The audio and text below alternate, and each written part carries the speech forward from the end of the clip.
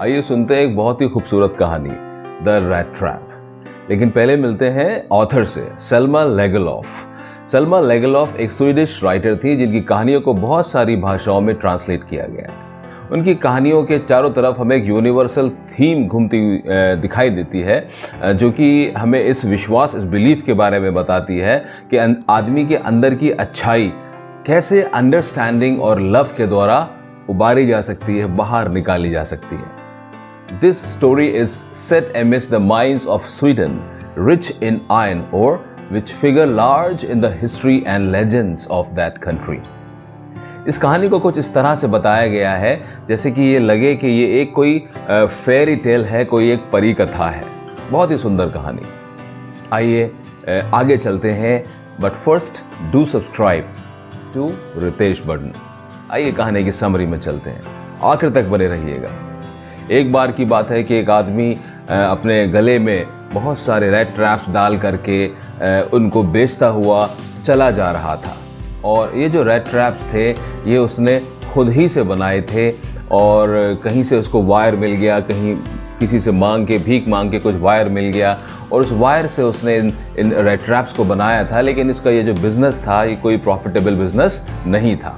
उसे ज़िंदा रहने के लिए भीख मांगनी पड़ती थी और चोरी भी करनी पड़ती थी। उसके जो कपड़े थे वो रैग्स थे, चीथड़े दिखाई देते थे, और उसके जो गाल थे वो अंदर की तरफ घुसे हुए थे, और उसकी जो आंखों में भूख साफ साफ दिखाई देती थी। उसकी ज़िंदगी बहुत ही दुख से भरी हुई थी, बहुत ही डल थी, मोनोटोनस थी, और वो एक अकेला व्यक्ति था, अकेला इंसान था। एक दिन वो चलते चलते एक लाइन ऑफ थॉट में उसका दिमाग चला गया, और वो सोचने लगा कि ये दुनिया कुछ नहीं बल्कि एक बड़ा रैट ट्रैप है। This world was nothing but a big rat trap. वो लोगों के लिए बेट्स को लगाता है, चारे को लगाता है, and it offers riches and joys, shelter and food, heat and clothing, exactly as the rat trap offered cheese and pork. और जैसे ही कोई इंसान अपने उस चारे को छूने के लिए, बेट को छूने के लिए टेम्प्टेड होता है, उसको वो छूता है, और तभी वो जो रैट ट्रैप है उसके ऊपर हमेशा के लिए बंद हो जाता है, उसकी ज़िंदगी के सारे रास्ते बंद हो जाते हैं। और एक अंधेरी शाम में वो चलता जा रहा था, बड़े भारी भारी कदमों से वो चल रहा था, और बिल्कुल भी उसके चेहरे पे कोई खुशी नहीं दिखाई दे रही थी। तभी वो देखता है एक ग्रे कलर का कॉटेज जो कि रोड साइड था, और ये आदमी उस घर की तरफ जाता है, कॉटेज की तरफ जाता है, घर पे नॉक करता है, खटखटाता है, इस उम्मीद के साथ में कि उसको शायद रात बिताने के लिए कुछ शेल्टर मिल जाए। घर का जो मालिक था वो एक बुजुर्ग आदमी था, उसकी कोई वाइफ नहीं थी, उसकी कोई बच्चा नहीं था, और वो बड़ा ही खुश हो जाता है ये देख कर कि उससे मिलने के लिए कोई आया है। भले ही वो एक भिखारी जैसा दिखने वाला, एक बेगर जैसा दिखने वाला एक व्यक्ति था, और वो अपने इस गेस्ट को बहुत ही प्यार से उसको ट्रीट करता है, उसको दलिया देता है, पॉरिश देता है, और उसको टोबैको अपने हिस्से का टोबैको में से ले करके आधा वो उसको देता है। और वो जब तक कि वो रात को सोने के लिए चले नहीं जाते तब तक कि वो स्वीडिश कार्ड गेम जिसे मेजोलिस कहा जाता है उसको वो खेलते हैं। और वो अपने इस होस्ट को बताता है कि वो अपने जब उसके अच्छे दिन थे, वो जवान था, तो वो रैम्स जो आयरन वर्क्स में एक क्रॉफ्टर की तरह काम किया करता था। वो बताता है कि वो लैंड पर काम किया करता था, एज अ वर्कर काम किया करता था, और अब क्योंकि वो डे लेबर कर नहीं सकता है इसलिए वो अब घर ही पर रहता है, और उसने एक काऊ खरीद ली है, गाय खरीद ली है, और जो कि उसको सपोर्ट करती है, जिससे कि उसको मदद मिल सके। This extra ordinary cow could give milk for the creamery every day. और वो ये बात इस स्ट्रेंजर को बताता है कि बीते महीने उसे 30 क्रोनोर, 3 नोट 10-10 के 30 क्रोनोर जो कि स्वीडिश करेंसी है वो उसे मिले। और उसको क्रॉफ्टर को लगता है कि उसको उसकी बात पर यकीन नहीं आया। The crofter showed his guest 3 wrinkled 10 kronor notes which he had taken out of a leather pouch hanging on a nail in the window frame. अगले दिन दोनों ही ये लोग जो लोग थे अच्छे मूड में, बड़े ही फ्रेश मूड में, गुड सीजन में उठते हैं, और जो क्रॉफ्टर था उसको ही was in hurry to milk his cow, उसको अपनी काऊ के पास जाना था। और दूसरे इंसान ने सोचा, स्ट्रेंजर ने सोचा, जबकि घर का मालिक उठ चुका है तो ये ठीक नहीं है कि मैं घर के अंदर ही रहूं। तो दोनों ही अपनी अलग अलग रास्ते लेते हैं।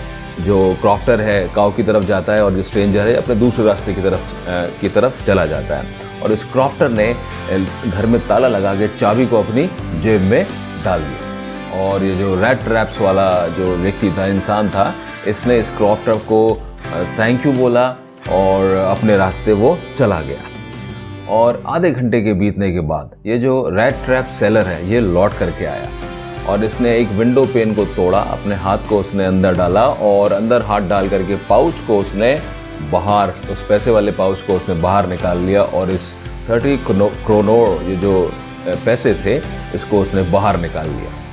और ये पैसे उसने बाहर निकाले और निकालने के बाद अपनी जेब में उसने इन पैसों को रख लिया, ठूस लिया और फिर उसने इस पाउच को दोबारा अपने जो उसकी जो जगह थी वहीं पर उसने टांग दिया बहुत केयरफुली और वहाँ से फिर वो चला गया।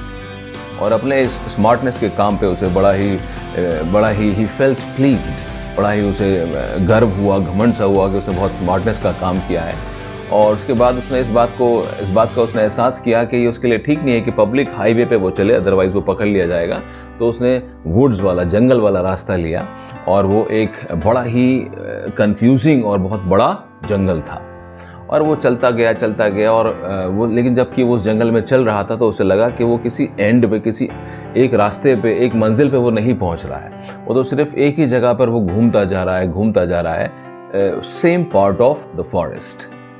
और उसे फिर इस वक्त में इस बात का एहसास हुआ कि वो बेवकूफ़ बन गया। उस बेट जो कि उसके लिए, जो चारा उसके लिए लगाया गया, उसमें वो फंस गया है। और ये जो जंगल है ये ऐसा लग रहा था जैसे कि इम्पेनिट्रेबल प्रिजन है, जिसको कि वो कभी भी भेद नहीं पाएगा, जिससे कि वो कभी निकल नहीं पाएगा।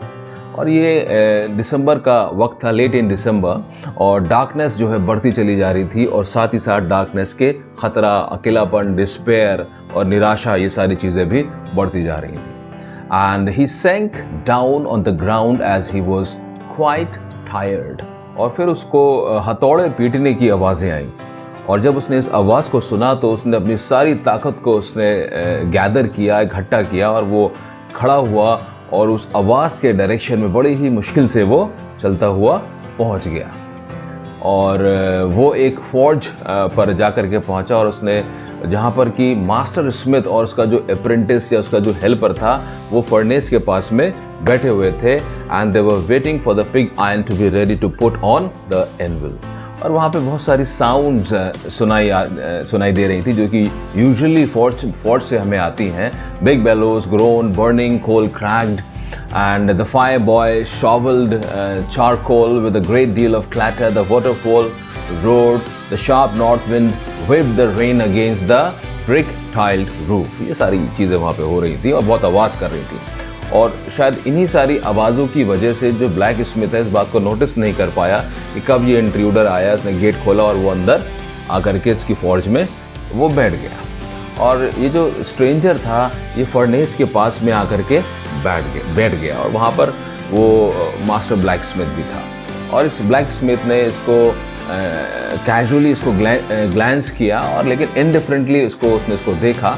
और इस आदमी के जो का हुलिया था, इसकी दाढ़ी बड़ी थी, ये डर्टी था, रैग्ड था और इसके गले में बंच ऑफ रैट ट्रैप्स थे और ये ऐसा उसका हुलिया था। और इस पेडलर ने, इस रैट ट्रैप सेलर ने वहाँ पर रुकने के लिए, उससे वहाँ पर ठहरने के लिए उस मास्टर स्मिथ से उसकी इजाज़त मांगना चाहिए।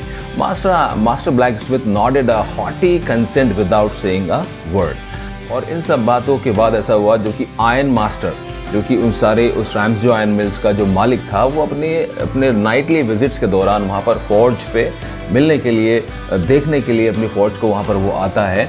और वो जब वो यहाँ पर आता है तो वो देखता है कि यहाँ ये आदमी वहाँ पर आराम कर रहा था।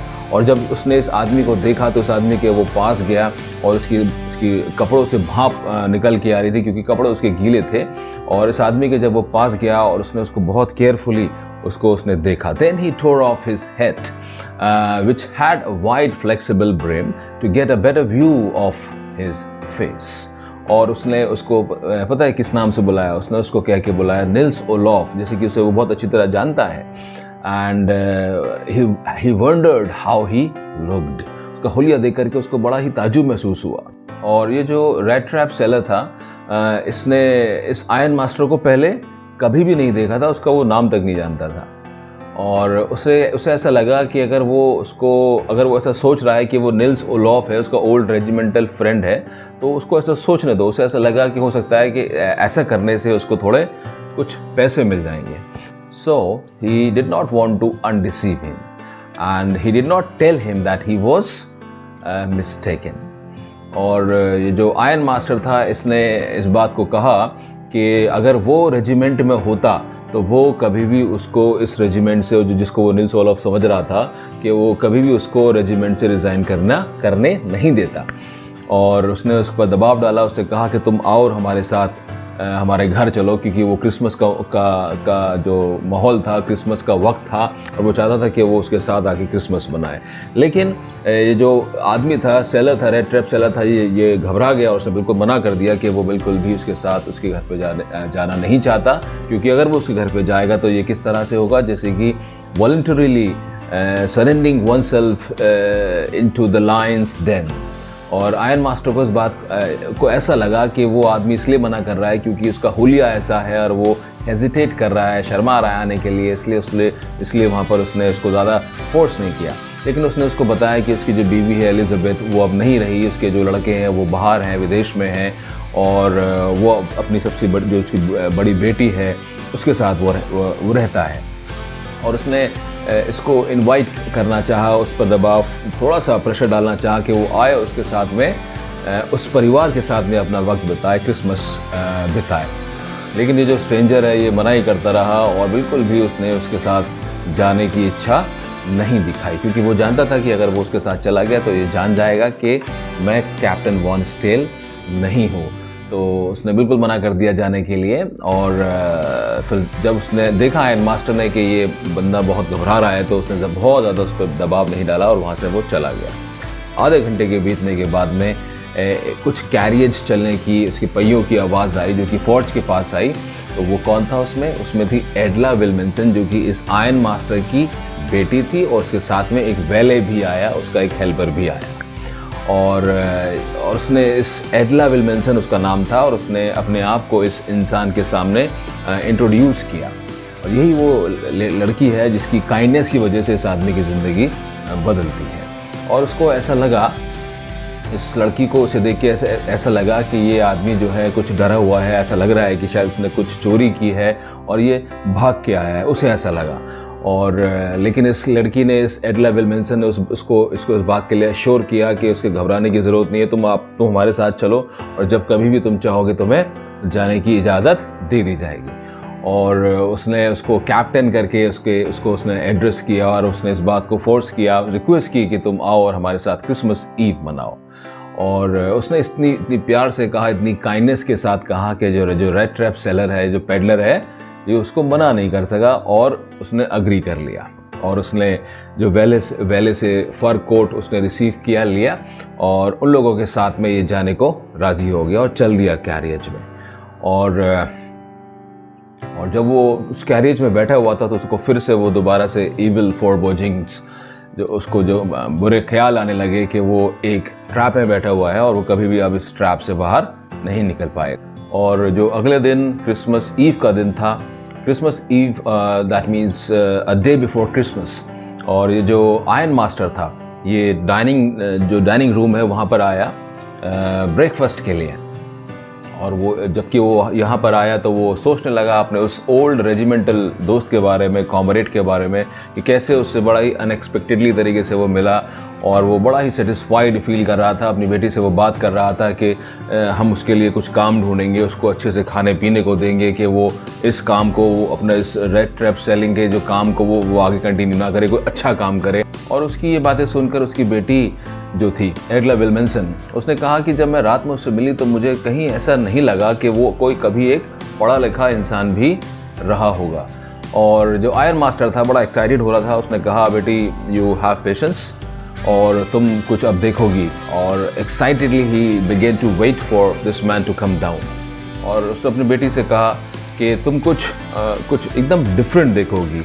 और वो जो ट्रैम्प मैनर्स हैं, they would fall away from him with the tramp clothes. और जब वो ये बातें कर ही रहे थे, ये स्ट्रेंजर जो है वो उतर करके आया और इन लोगों के सामने आया। वो वाइट शर्ट पहना हुआ था, स्टार्च कॉलर था, और इस आदमी का जो हमारे आयरन मास्टर साहब है, इनका वो सूट पहना हुआ था और वो क्लीन शेव्ड था, और ब्रॉड डे लाइट में ये लोग उसको देख रहे थे। और लेकिन इस बार जब आयरन मास्टर ने उसको देखा तो वो बिल्कुल भी खुश नहीं हुआ, क्योंकि अब उसकी असलियत सामने आ गई कि आयरन मास्टर से उस रात को गलती हुई कि उसने ये सोचा कि ये उसका पुराना ओल्ड रेजिमेंटल कॉमरेड था, और लेकिन अब गलती की कोई गुंजाइश नहीं थी।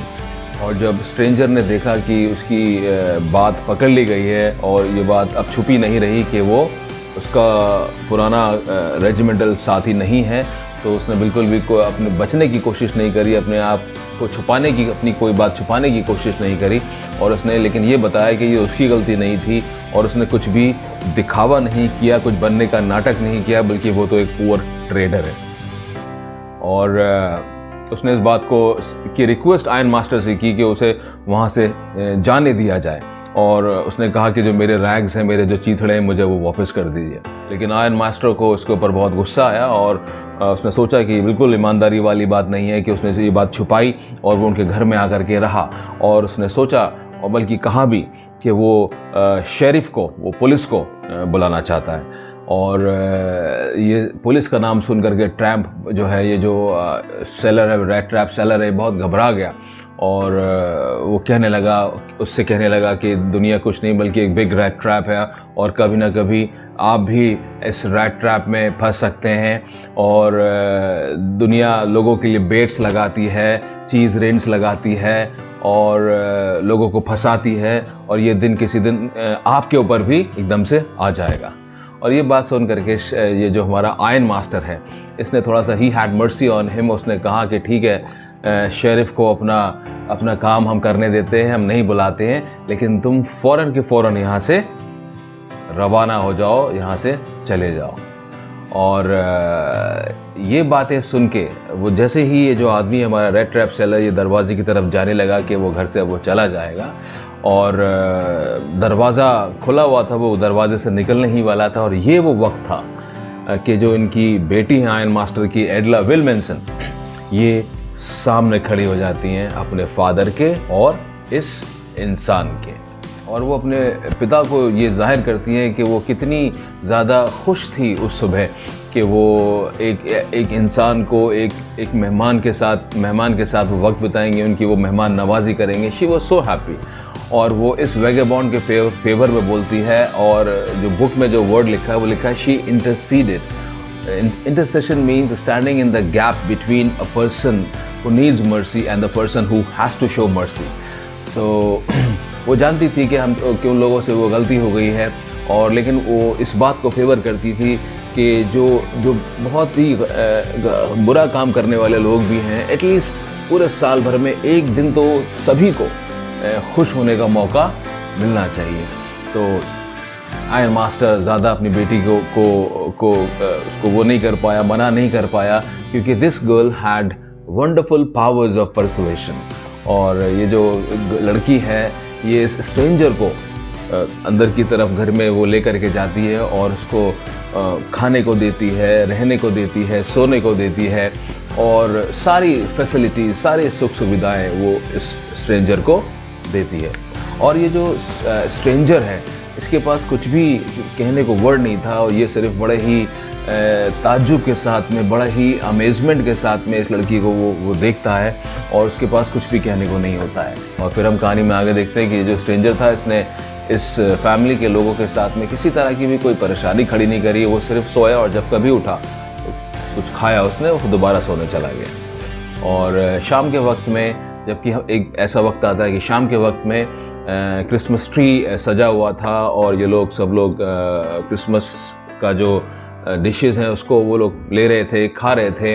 और वहाँ से उठने के बाद में ऐसा होता है कि ये आदमी एक एक करके वहाँ जितने लोग मौजूद थे उनके पास जाता है, और सबको वो थैंक यू बोलता है और वो इस लड़की के पास भी जाता है और उस वक्त ये लड़की इस पेडलर से बोलती है कि जब वो सूट वो जो पहना हुआ है इस सूट को वो रख सकता है। उसके पिता की इच्छा है कि इस सूट को वो रखे और ये नहीं बल्कि अगर वो अगले साल भी अपना क्रिसमस इस फैमिली के साथ में मनाना चाहता है तो उसका स्वागत है।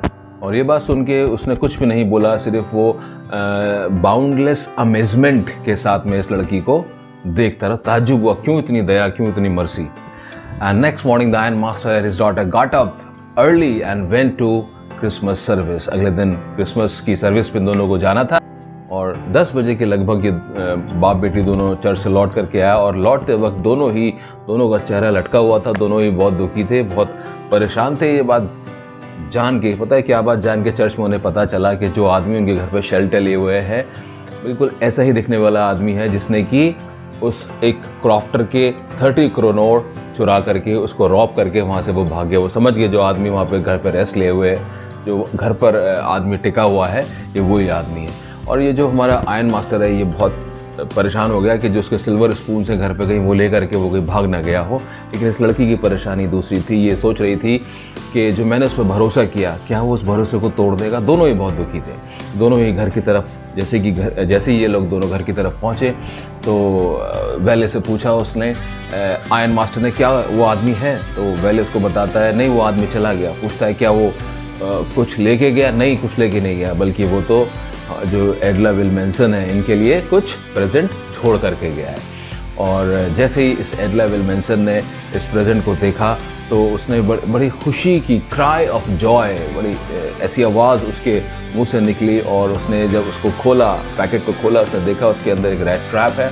उसमें रैट ट्रैप में एक लेटर है और उस लेटर के साथ में 30 करोड़ के जो बिल्स हैं, नोट्स हैं, वो भी रखे हुए हैं। और उस लेटर को वो साइन करता है एज कैप्टन वॉन स्टेल। और he requested her to return the money to the old man on the roadside who had money pouch hanging on the window frame as a bait for the poor wanderers। और वो ये जताता है कि जो red trap है ये उस लड़की के लिए रेड ट्रैप है एक चूहे की तरफ से, जो कि एक चूहा होकर के ही शायद मर जाता अगर उसे एज अ कैप्टन, एक कैप्टन की तरह उसको रेज नहीं किया जाता, क्योंकि in the personality of this captain only he got the power to clear himself. So इसीलिए वो साइन करता है captain von Stell and therefore he signs the letter as captain von Stell. Thanks for watching, see you in the next video.